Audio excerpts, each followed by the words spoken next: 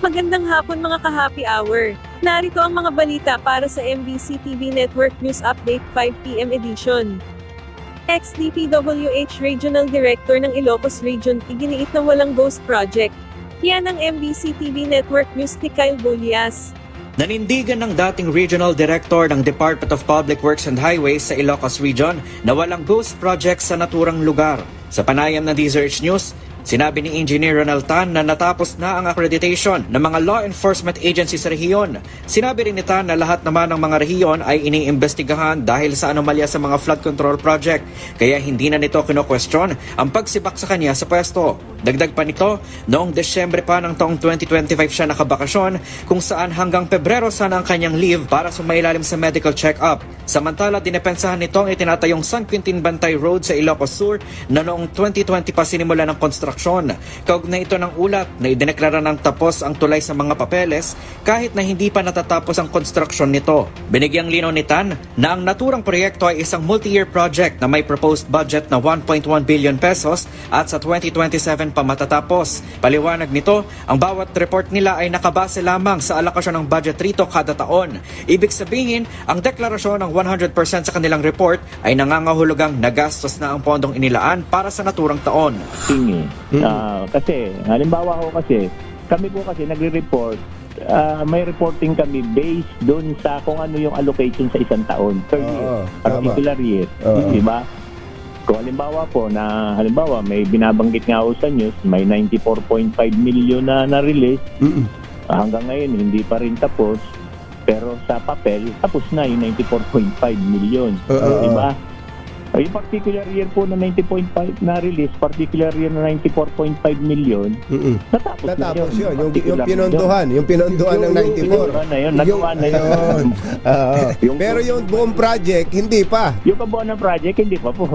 Dahil dito, naniniwala si Tan na dapat ding baguhin ang estilo ng pagre-report upang maging malinaw kung natapos na ba ang proyekto o hindi pa.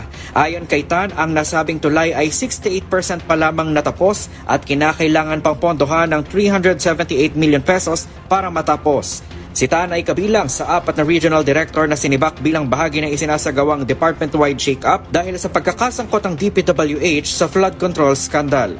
Para sa MBC TV Network News, ito si Kyle Bulias ng DZRH. Una sa Pilipinas, una sa Pilipino.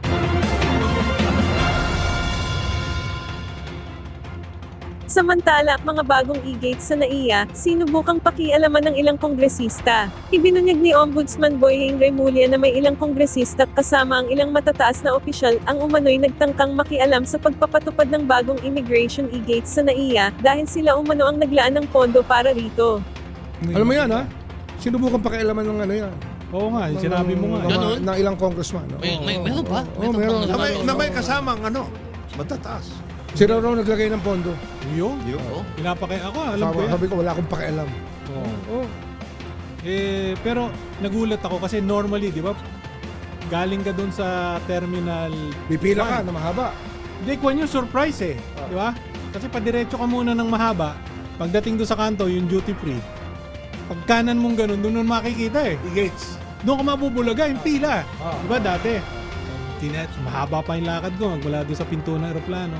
Pagdating ko doon sa duty free, eto na ako, abangan ko na yung pila. Ready na akong pumila ng mahaba Ano to? Terminal 1, Terminal 3? Terminal 1. Terminal 1 pa yan, ha? Oo, maliit pa.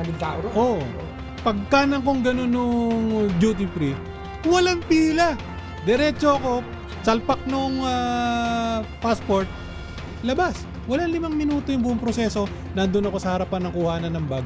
Doon naman ang matagal. Ngayon lang naman nagmamanifest lahat ng hirap na dinagay natin from the DOJ.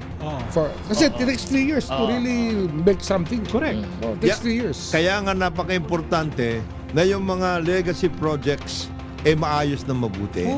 At yan ang mga balita para sa MBC TV Network News Update 5 PM edition. Samahan ninyo kami bukas mula alas 9 ng umaga hanggang alas 5 ng hapon.